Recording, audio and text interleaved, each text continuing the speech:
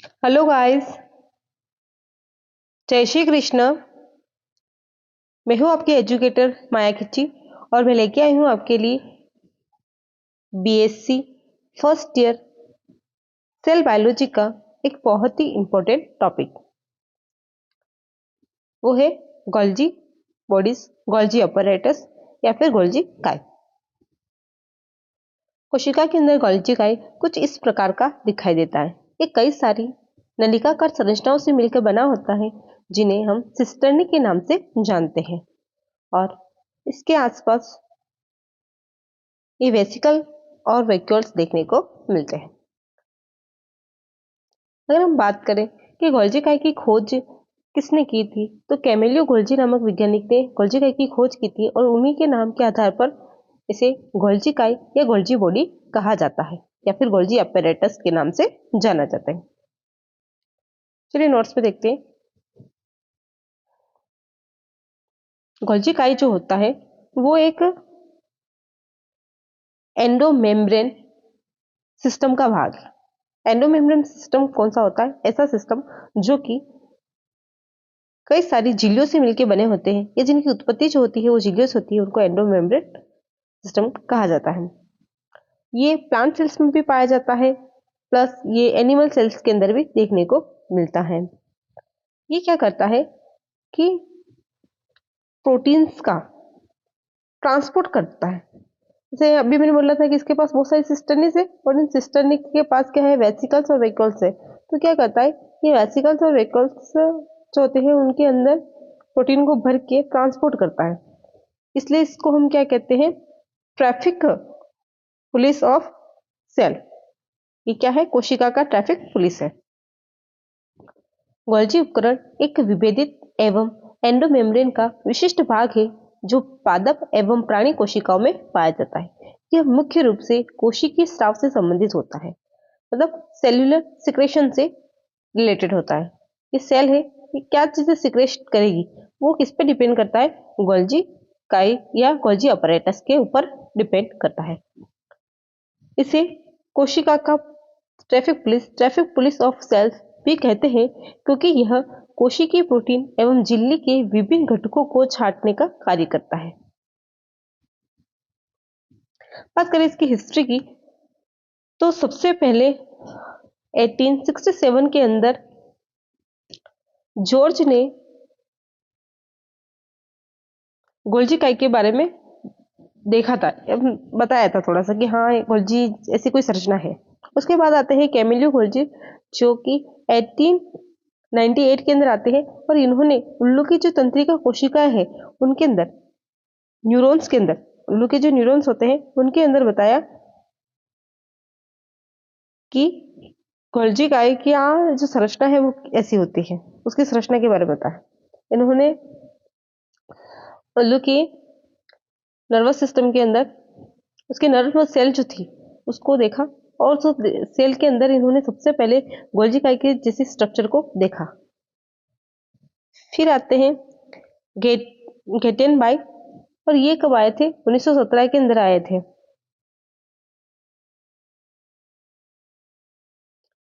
गेटेनबाई और ये कब आते हैं, 1917 के अंदर आते हैं। 1917 के अंदर ये बताते हैं कि कॉर्डेट प्राणियों के अंदर गोल्जी अपैरेटस एवं नॉन कॉर्डेट प्राणियों के अंदर डिक्टियोसोम पाए जाते हैं। कि नहीं, मतलब दोनों चीजें समान है। कॉर्डेट जो प्राणी होते हैं, कॉर्डेट कौन होते हैं, ऐसे प्राणी जिनके पास सुविकसित कॉर्डेट लक्षण पाए जाते हैं। कॉर्डेट के 3 फंडामेंटल लक्षण होते हैं। पहला लक्षण क्या होता है कि इनके पास एक नोटोकोड पाई जानी चाहिए, फिर इनके पास होलो डोर्सल नर्व कोड पाई जानी चाहिए और इनके पास श्वसन के लिए फेरिंजियल गिल स्लिट्स प्रेजेंट होने चाहिए। अगर ये तीनों गुण, किसी के तीनों कैरेक्टर अगर किसी एनिमल के अंदर पाए जाते हैं तो उसे हम कॉर्डेट कह देते हैं। और कॉर्डेट के अंदर क्या पाया जाता है, गोल्जी अपैरेटस पाया जाता है। और नॉन कॉर्डेट जिनके पास ऐसे ये जो तीनों लक्षण नहीं होते उनको हम नॉन कॉर्डेट कर देंगे। और नॉन कॉर्डेट के अंदर गोल्जी अपैरेटस की जगह पर क्या पाया जाता है, डिक्टियोसोम पाया जाता है। मीन हम ये कह सकते हैं कि जो हमारा गोल्जी अपरेटस है वो किसके बराबर है, डिक्टियोसोम के बराबर है। मतलब सेम जो गोल्जी अपरेटस है उसी को हम क्या कह सकते हैं, डिक्टियोसोम भी कह सकते हैं। बस फर्क ये है कि गोल्जी अपरेटस कोडेट्स के अंदर पाया जाता है और डिक्टियोसोम जो होता है नॉन कोडेट्स के अंदर पाया जाता है। ये दोनों ही एक दूसरे के क्या है, सिमिलर है। इतिहास हिस्ट्री की बात करते हैं तो जॉर्ज 1869 में सर्वप्रथम गोल्जी बॉडी को प्रक्षित किया। कैमिलियो गोल्जी 1889 के अंदर उल्लू की तंत्रिका कोशिकाओं नर्व सेल्स में इनकी आकारी की संरचना का वर्णन किया था। गेटेनबाई ने 1917 में कशेरुक प्राणियों के गोल्जी उपकरण एवं अकशेरुक प्राणियों के डिक्टियोसोम में समानता प्रदर्शित की। फिर हम बात करते हैं 1951-53 के अंदर एक साइंटिस्ट आते हैं बेकर। ये गोल्जी बॉडी को लिपोकॉन्ड्रिया कहते हैं। इनके बाद 1958 के अंदर एक और साइंटिस्ट आते हैं जिनका नाम है पेनर। और पेनर कहते हैं कि प्लांट सेल्स जो है उनके अंदर जो गोल्जी बॉडी पाया जाता है उसे डिक्टियोसोम नाम दे देते हैं। डिक्टियोसोम नाम दे देते हैं। ये क्या कहते हैं कि जो पेनर कहते हैं कि प्लांट सेल का जो गोल्जी बॉडी है वो क्या कहलाएगा, डिक्टियोसोम कहलाएगा। ये प्लांट के गोल्जी बॉडी को डिक्टियोसोम नाम देते हैं। फिर इसके बाद आते हैं एक और साइंटिस्ट जिनका नाम है मुर। और ये जो है 1963 के अंदर आते हैं और ये बताते हैं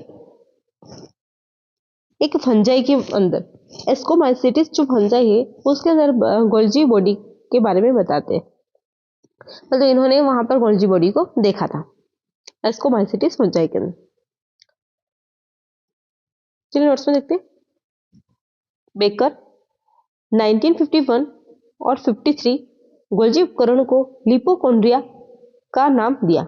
इन्होंने क्या बोला, गोल्जी बॉडी को लिपोकॉन्ड्रिया बोल दिया। फिर पेनर, पी से प्लांट सेल्स। पेनर 1958 प्लांट कोशिका पादप कोशिका में गोल्जी काई को डिक्टियोसोम नाम दिया। फिर आते हैं मुर 1963 एस्कोमाइसिटिस में गोल्जी का परीक्षण किया। अगर बात करें कि जो गोल्जी काई होते हैं उनकी संख्या कितनी होती है, तो हर एक सेल्स जो होती है उसमें एक गोल्जी काई देखने को मिलता है। बस एक नर्व सेल्स है और एक लिवर सेल है, इनके अंदर एक से ज्यादा गोल्जी काई पाए जाते हैं।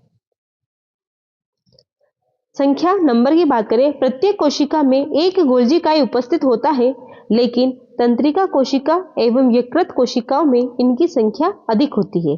उपस्थिति अकरेंस की बात करें तो प्रोकैरियोटिक कोशिकाएं जो होती है उनके अंदर गोल्जी बॉडी जो होते हैं वो एब्सेंट होते हैं, लेकिन यूकैरियोटिक कोशिका के अंदर गोल्जी बॉडी जो प्रेजेंट होते हैं। प्रोकैरियोटिक कोशिका के अंदर कोई भी सेल ऑर्गेनेलिस नहीं पाया जाता है और गोल्जी काई क्या है, एक सेल ऑर्गेनेलिस है, इसलिए प्रोकैरियोटिक कोशिका के अंदर गोल्जी बॉडी नहीं पाई जाएंगी। वहीं अगर अपन बात करें यूकैरियोटिक कोशिका जो कि वेल डेवलप्ड होती है उसके अंदर सभी सेल ऑर्गेनेलिस पाए जाते हैं, इसलिए उसके अंदर गोल्जी बॉडी भी प्रेजेंट होता है। उपस्थिति अकरेंस की बात करें तो प्रोकैरियोटिक कोशिका में गोल्जी काई अनुपस्थित होता है। यूकैरियोटिक कोशिका में गोल्जी काई दो आकारिकी प्रतिरूप में उपस्थित होते हैं, प्रेजेंट भी होते हैं और उसके कितने रूप होते हैं, दो रूप होते हैं। अगर हम बात करें कि यूकैरियोटिक कोशिका में गोल्जी काई जो होता है वो दो आकारिक प्रतिरूपों में मिलता है। तो कैसे मिलता है, पहले आकारिकी रूप देखें इनकी, तो एक तो देखने को मिलता है लोकेलाइज्ड फॉर्म के अंदर। कौन सी फॉर्म में देखने को मिलता है, लोकेलाइज्ड फॉर्म के अंदर। और दूसरा जो देखने को मिलता है, एक तो देखने को मिलता है लोकेलाइज्ड फॉर्म और दूसरा देखने को मिलता है डिफ्यूज्ड फॉर्म के अंदर। लोकेलाइज्ड फॉर्म के अंदर क्या होता है कि ये न्यूक्लियस के पास होता है। कहाँ होता है, न्यूक्लियस के पास होता है। कहाँ देखने को मिलता है, तो ये कॉर्डेट सेल्स के अंदर देखने को मिलता है। कॉर्डेट सेल्स जो होती है उनके अंदर ऐसा देखने को, कॉर्डेट प्राणियों की जो कोशिकाएं होती है उनके अंदर देखने को मिलता है। कौन कौन सी सेल्स के अंदर देखने को मिलता है? तो थायराइड सेल के अंदर देखने को मिल जाएगा, पेनक्रियास सेल के अंदर देखने को मिल जाएगा, म्यूकस सेल के अंदर लोकलाइज्ड गोल्जी बॉडी देखने को मिलता है। अगर वही बात करूं डिफ्यूज के अंदर, तो गोल्जी बॉडी जो होता है वो बिखरी हुई अवस्था में देखने को मिलता है, ऐसे बिखरा हुआ देखने को मिलता है, थोड़ा यहाँ है थोड़ा यहाँ है, कोशिका के अंदर बिखरी हुई अवस्था में देखने को मिलता है। इस प्रकार का जो डिफ्यूज टाइप का जो गोल्जी बॉडी होता है वो कहाँ देखने को मिलता है? तो कॉर्डेट जो प्राणी होते हैं उनके नर्व सेल के अंदर और हिपेटोसाइट्स के अंदर देखने को मिलता है, लिवर सेल। उसके अलावा ये प्लांट सेल्स के अंदर देखने को मिलता है बिखरी हुई अवस्था में, और जितनी भी नॉन कोडेट से उनकी कोशिकाओं के अंदर देखने को मिलता है।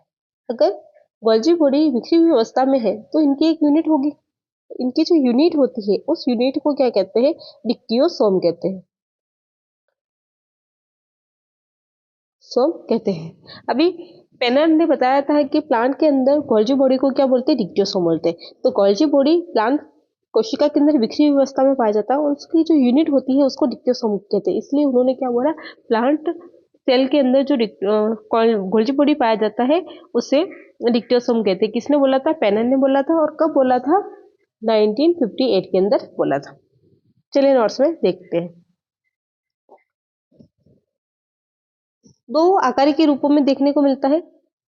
फर्स्ट है स्थानीयकृत प्रतिरूप, लोकलाइज्ड फॉर्म। कशेरुक प्राणियों को ध्रुवी कोशिका में गोल्जी केंद्रक के निकट उपस्थित होता है। अभी मैंने बताया था केंद्रक के पास में पाया जाता है, जैसे थायराइड कोशिका, अग्नाशय कोशिका, पैंक्रियास सेल, म्यूकस कोशिका, म्यूकस सेल आदि में। फिर देखते हैं विस्तरित रूप, डिफ्यूज्ड फॉर्म। कशेरुक प्राणियों की तंत्रिका कोशिका, nerve cells, hepatocytes, plant cells. अकशेरुक प्राणियों की कोशिकाओं में गोल्जी बॉडी की इकाई या बिखरी हुई अवस्था में पाई जाती है। इनकी प्रत्येक इकाई को डिक्टियोसोम कहते हैं।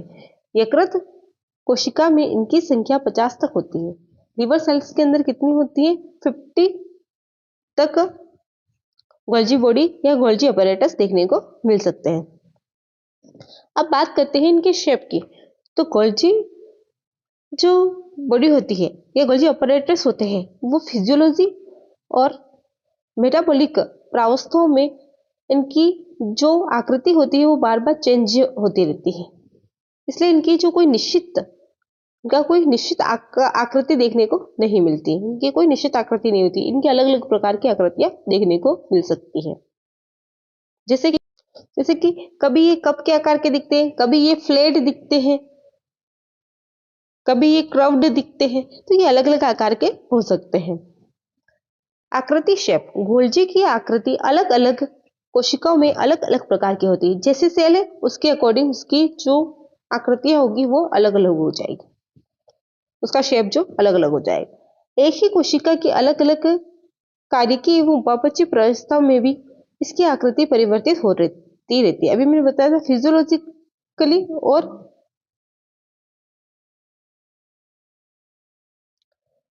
आकारिकी एवं उपापचय प्रवस्था में इनकी आकृति परिवर्तित हो जाती है। नेक्स्ट बात करें इनकी साइज की, तो इनका साइज जो होता है मसल सेल्स के अंदर तो छोटा होता है, स्मॉल होता है, और ग्रैन्युलर सेल्स, नर्व सेल्स के अंदर इनका जो साइज होता है वो बड़ा होता है। आकार साइज की बात करें तो ग्रंथिल एवं तंत्रिका कोशिका में इसका आकार बड़ा होता है, जबकि पेशी कोशिकाओं में इनका आकार छोटा होता है। अगर बात करें संरचना की, तो स्ट्रक्चर की बात करें तो इसके मेन कंपोनेंट होते हैं, 3 चीजों से मिलकर बना होता है। पहला है सिस्टनी, दूसरा है वेसिकल और तीसरा है वैक्यूल्स। गोल्जी बॉडी के अंदर इस तरह से सिस्टनी देखने को मिलती है और यहाँ पर इसे वेसिकल्स देखने को मिलती है और ऊपर की तरफ इस तरह से वैक्यूल्स जुड़ी हुई देखने को मिलती है। तो देखिए संरचना में देख लेते हैं। जैसे कि यहाँ पर ये जो है वो क्या है? वैक्यूल्स है, वैक्यूल्स है। ये जो है क्या है? सिस्टर्नी है, और ये क्या है? वेसिकल्स है। ये संरचना में हमें दिखाई। ये जो है पूरी ये नली समान संरचना है, उनको क्या कह रहे हैं, सिस्टर्नी कह रहे हैं। और यहाँ पर ये देखो, ये क्या है, पाउचेस जैसी संरचना है, इसको हम क्या कहते हैं, वेक्यूल्स, दिक्तिका है। और ये छोटी छोटी वेसिकल्स से ऐसे दिखाई दे रहे हैं।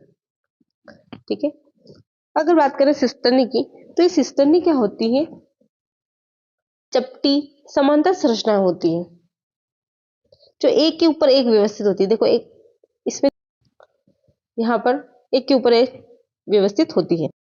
जैसे कि हम बात करते हैं कि ये जो सिस्टर्निस है, ये इस तरह से एक के ऊपर एक व्यवस्थित है। ऐसे प्रत्येक जो सिस्टर्नी होती है वो एक स्टाल्क के अंदर कितनी हो सकती है संख्या में, 3 से 7 तक हो सकती है। 3 हो सकते हैं और ज्यादा से ज्यादा 7 तक हमें एक साथ देखने को मिल सकती है, ऐसे ग्रुप में जब भी अपने झुंड में होती है तब। उसके अलावा ये जो सिस्टर्निस होती है, इनके बीच में ये गैप है, ये गैप जो होता है वो 20 से 30 nm का होता है। सिस्टर्नी का जो ल्यूमेन होता है वो 150 एंगस्ट्रॉम का होता है। जब वेसिकल का निर्माण हो रहा होता है तब ये जो ल्यूमेन का साइज है, इसकी जो चौड़ाई है वो ज्यादा बढ़ जाती है, इससे भी ज्यादा इंक्रीज हो जाती है। सिस्टर्नी चपटी समांतर संरचना है जो एक के ऊपर एक उपस्थित होती है। एक झुंड स्टाक में इनकी संख्या 3 से 7 तक हो सकती है। दो सिस्टर्नी के मध्य 20 से 30 एंगस्ट्रॉम का अवकाश उपस्थित होता है। ये सिस्टर्नी की गुहा एक सिस्टर्नी की गुहा 150 एंगस्ट्रॉम चौड़ी होती है। यह ल्यूमेन वेसिकल के निर्माण के समय और अधिक चौड़ी हो जाती है।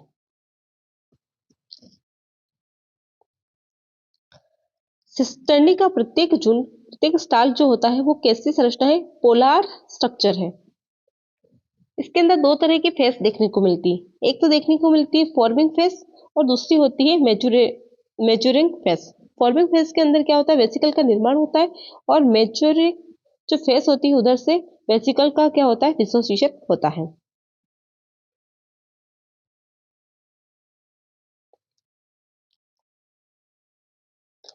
सिस्टर्नी के ऊपर छोटे छोटे छिद्र समान संरचना पाई जाती है, उनको हम फेनेस्ट्री कहते हैं।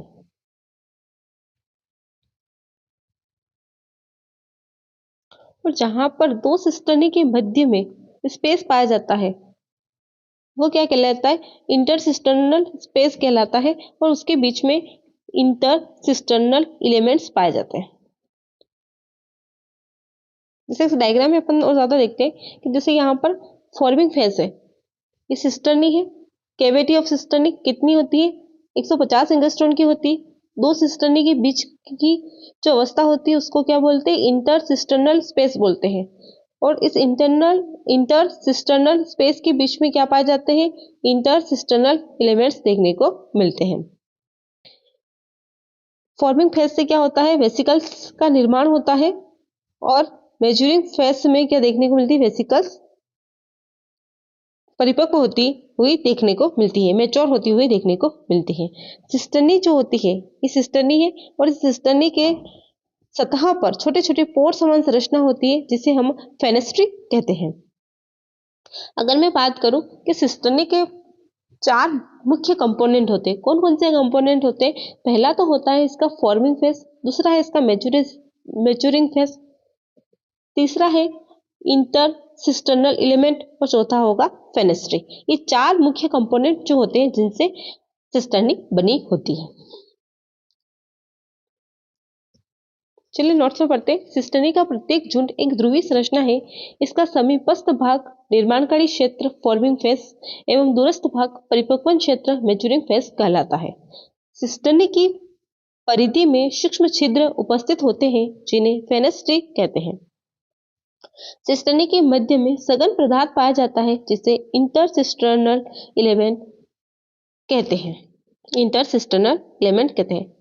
स्पेस होता है, उस स्पेस के अंदर जो पदार्थ भरा होता है उसको हम क्या कहते हैं, इंटरसिस्टर्नल एलिमेंट्स कहते हैं।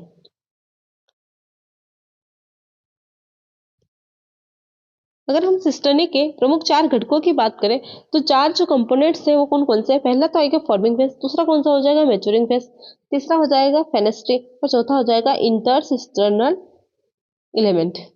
इन 4 घटकों से मिलकर बना होता है। अगर इसका फॉर्मिंग फेज कहते हैं तो यह क्षेत्र उत्तल प्रकार का होता है, जैसे उत्तल लेंस होते हैं उस तरह से ये देखने को मिलता है, उत्तल इस तरह से।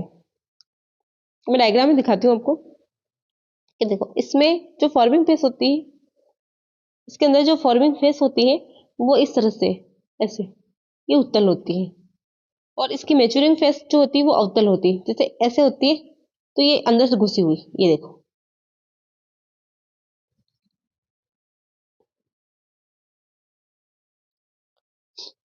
यह केंद्रक झिल्ली या अंतःप्रदेवी जालिका के निकट होता है। नई सिस्टर्नी इस क्षेत्र से प्रवेश करती है। अगर कोई नया सिस्टर्नी बन रहा है तो इसी क्षेत्र से प्रवेश करेगी, और पुरानी सिस्टर्नी से वेसिकल्स का जो ये निर्माण होगा वो किधर से होगा? मैच्योरिंग मैच्योरिंग फेस की ओर से होगा। परिपक्वन क्षेत्र मैच्योरिंग फेस, यह क्षेत्र अवतल प्रकार का होता है एवं प्लाज्मा झिल्ली के निकट उपस्थित होता है। प्लाज्मा झिल्ली के निकट उपस्थित होता है। परिपक्वन सिस्टर्नी इस क्षेत्र से स्रावी आशय सेक्रेटरी वेसिकल में परिवर्तित हो जाती है। तो मैं सीधे से समझाऊं, अपन समझे तो ये क्या है, अपने पास छोटी छोटी सिस्टर्नी है, ठीक। और ये जो है अपने पास एक बड़ी सेल है। इस सेल के अंदर यहाँ पर क्या है, हमारा न्यूक्लियस है, और न्यूक्लियस से जुड़ी हुई क्या होती है, ये एंडोप्लाज्मिक रेटिकुलम। अगर हम बात करें कि ये जो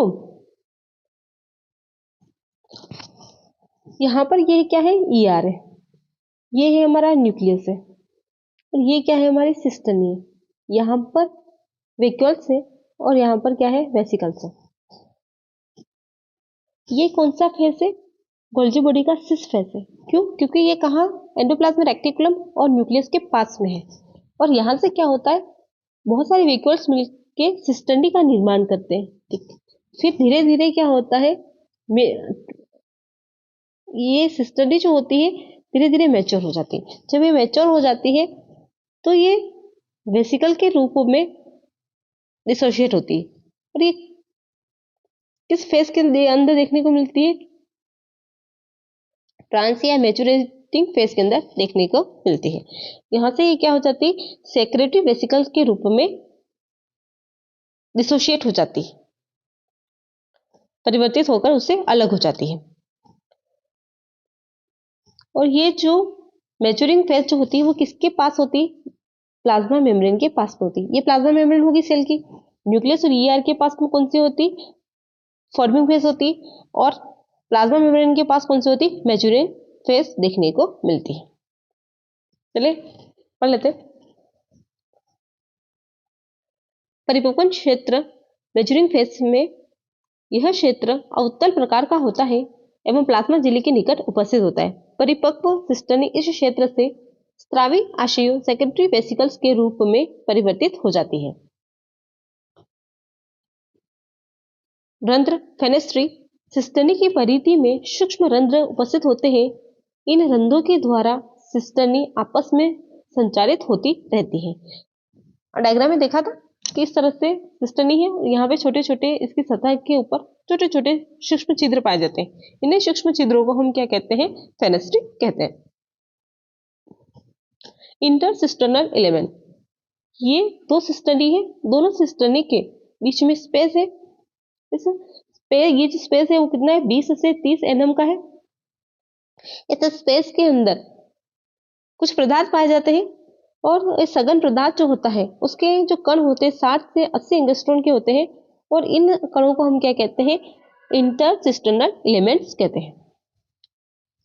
इंटरसिस्टर एलिमेंट्स यह एक सघन पदार्थ है जो सिस्टर्नी के मध्य उपस्थित होता है।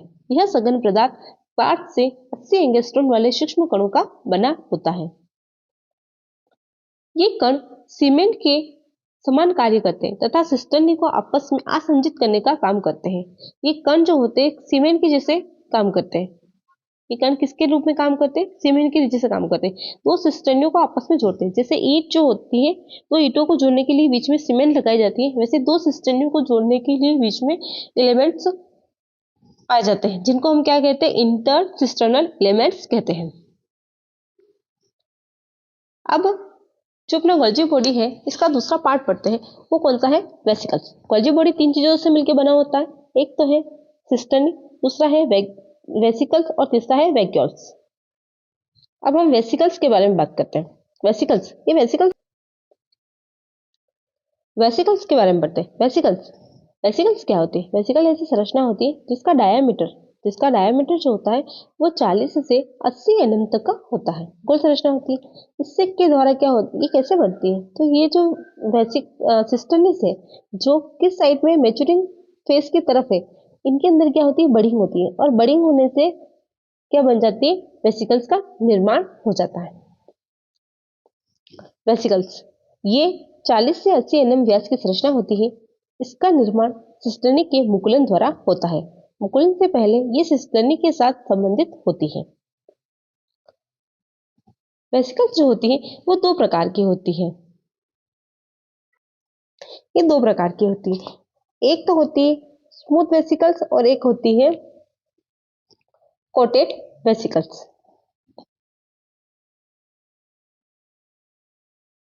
थोड़ा पेन का चेंज कलर कर लेते, इससे ज्यादा विजिबल नहीं हो पा रहा है। ये ले लेते हैं ऑरेंज कलर। ठीक है, जैसे अपन डायग्राम में जाके देखते हैं वेसिकल्स को।